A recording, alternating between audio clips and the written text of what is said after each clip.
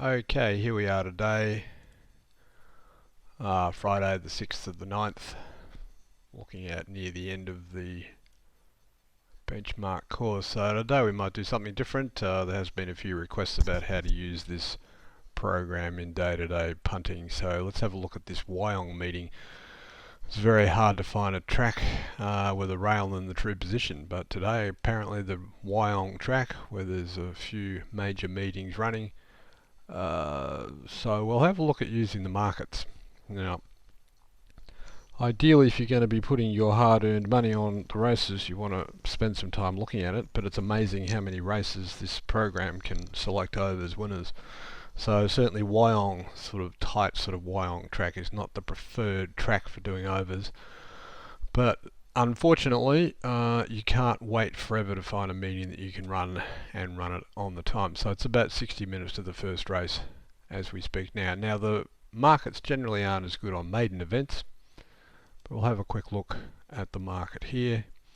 So we're basically trying to find overs. So in this race, if we click on this little button here, which gives us the Dutch book, it'll then show us in fact there aren't any overs in this race. Okay, so basically maidens aren't so great for overs, but sometimes they produce some great results. So unfortunately there's no foolproof method with anything in horse racing.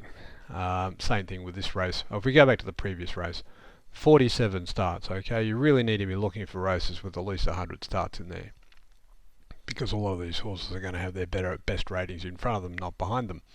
They've only had 47 starts for 10 horses.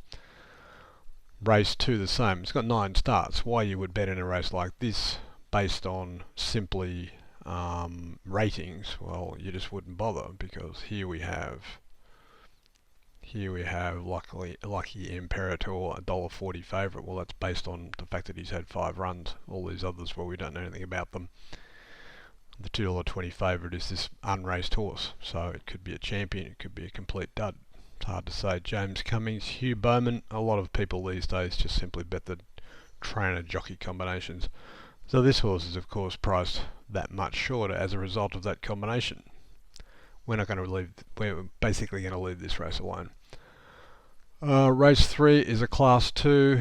We've got 106 starts, so again we're only just sort of squeaking in there, and you've got this splendid surprise that's only had 3 starts for 3 placings. So again, you can see that horse is going to have to run quite well, but maybe not, stepping up in class.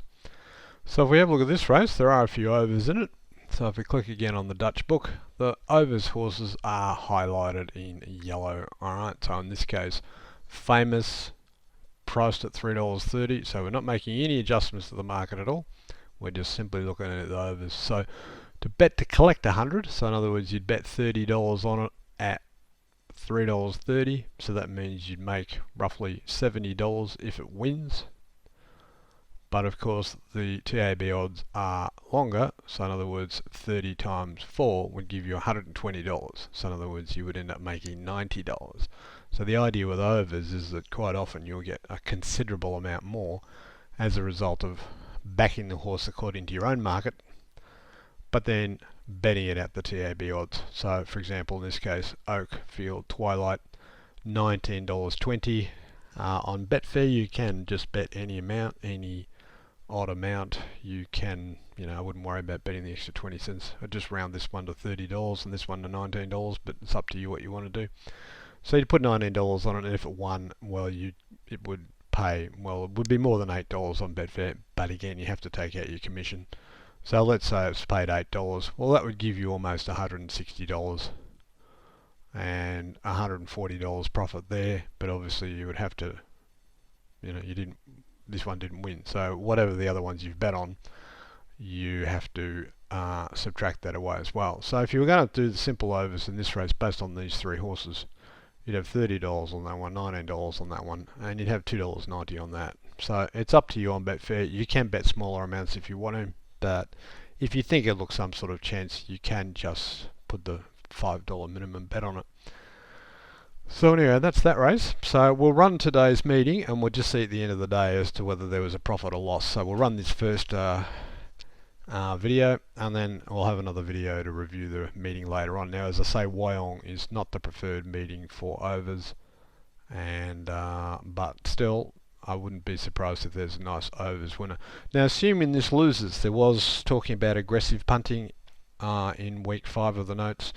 If this race loses, then you can take half of the amount, not the full amount obviously, because if you do that you're just going to run out to huge amounts. So what is it, 30, 20, 50? You instead of the next race, you would then bet to collect $125. Okay, so let's move on to race 4. Race 4, 424 starts, so we can't be complaining about not having enough starts. Plenty of starts, plenty of form. So if we have a look at the market, so we've got a few overs at the top. Straight Home, Kiara Rose, Bidden Bar isn't. Art of More might be. Now this is the thing with betting with Betfair compared with betting on the TAB. You might get $10.40 on that one.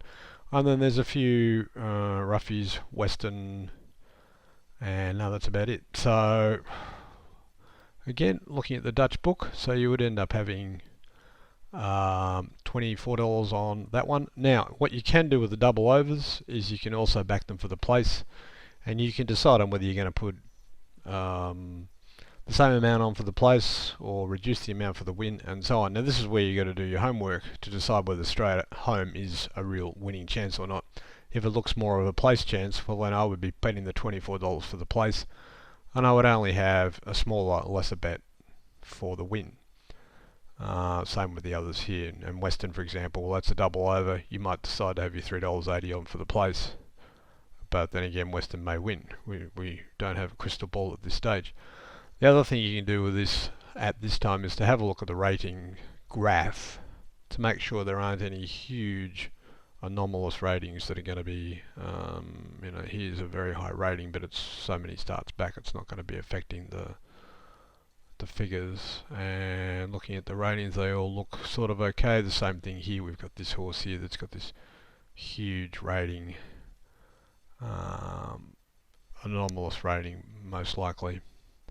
So that's okay. So you want to be looking at that to make sure you don't have some ridiculously huge rating as a result of one group race when it was a 2-year-old, for example.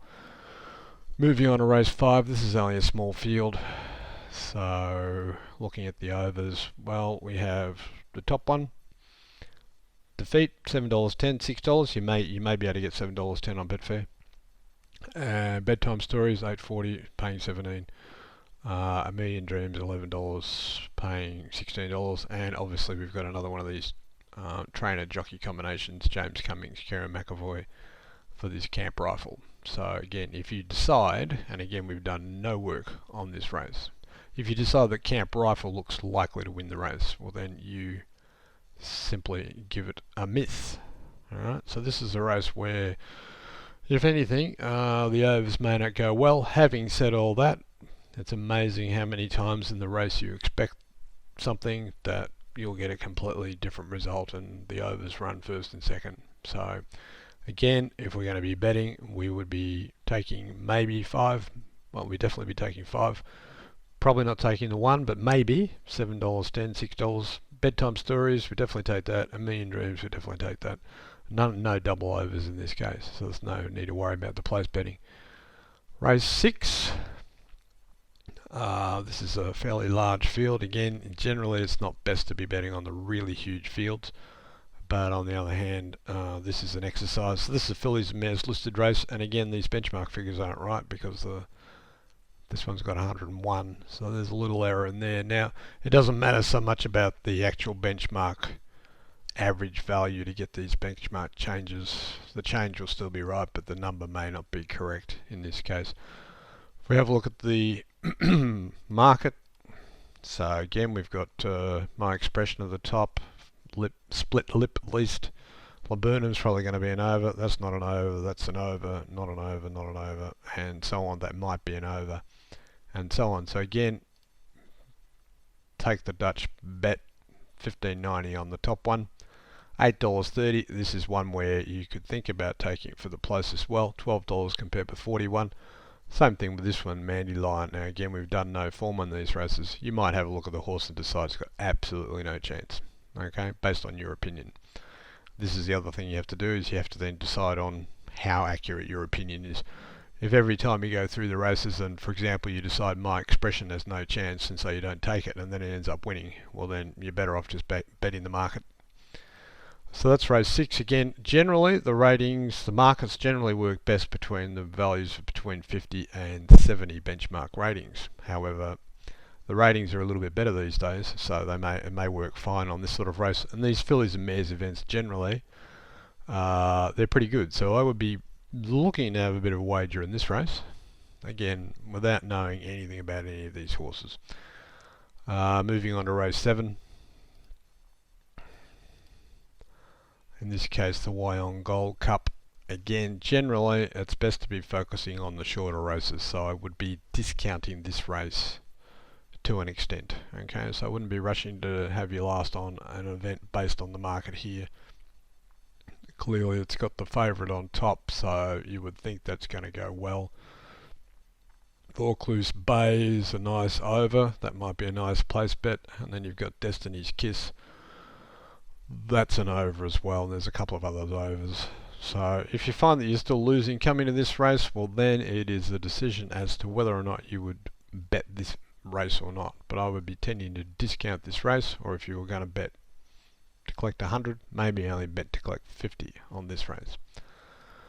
And moving on to the last race, this is a benchmark 70 race. So this is pretty much exactly the kind of race that you would want to do the overs on. Odd distance race, 1100 meters.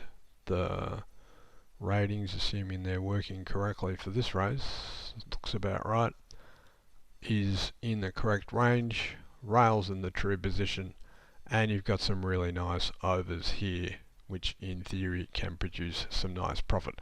The only question, again, as always, is you have to have a look at the favourites, Maroc and McCormack, as to whether or not they're going to be able to win in this race. Now obviously McCormack's first up, we could probably risk that with 60 kilos. Maroc or Marek, I'm not sure how you say this horse. Again, the Nash Rawiller factor here is going to have it short, but it's got the 59.5 and it's got barrier 13, so it's got a few things against it. So again, if we have a look at the market here, we can see that there's some nice overs at the top of the market. We don't really want to be taking the overs when we've got like something down here, you know, where it's like priced at 30 to 1 and it's 50 to 1, because the chances of that winning are not great.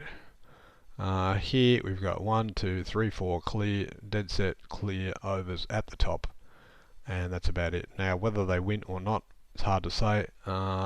Difficult to get is probably going to be a double over, or probably Typhoon Bonnie as well, also a double over, Valbeta as well.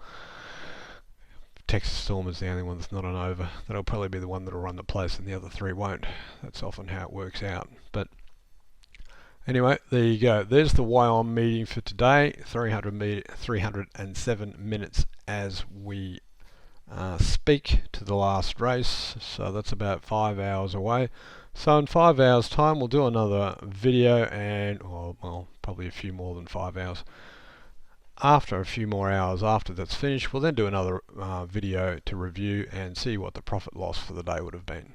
So okay, this is another way of looking at using the system, and that's about it for now.